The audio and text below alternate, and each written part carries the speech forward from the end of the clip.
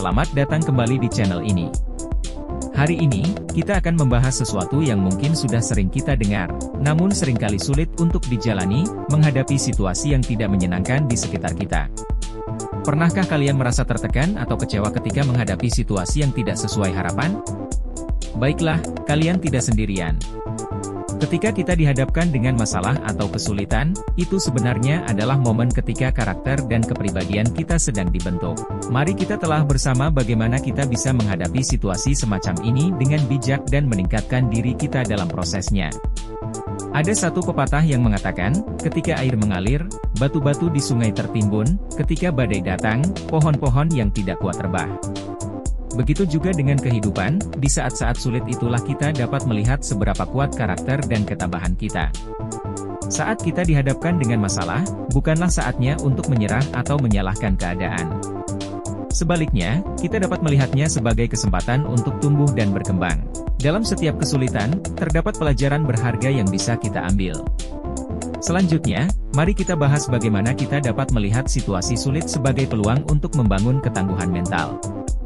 Dalam kehidupan ini, tantangan adalah bagian tak terpisahkan.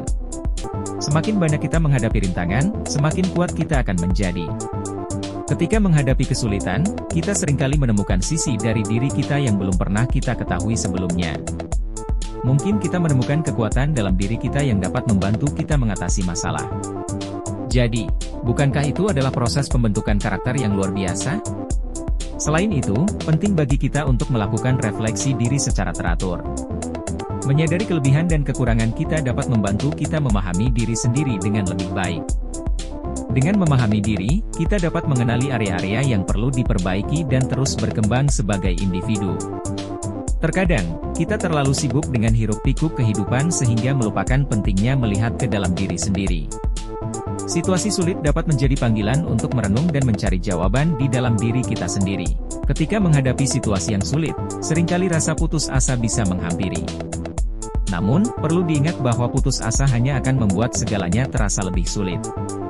Coba terapkan strategi untuk mengatasi rasa putus asa, seperti membuat daftar solusi yang mungkin atau berfokus pada hal-hal positif yang masih ada di sekitar kita. Poin-poin penting yang kita dapatkan. Pertama, cobalah untuk tetap tenang dan tidak terpancing emosi negatif. Kita perlu menyadari bahwa semua orang menghadapi masalah, dan yang membedakan adalah bagaimana kita meresponnya.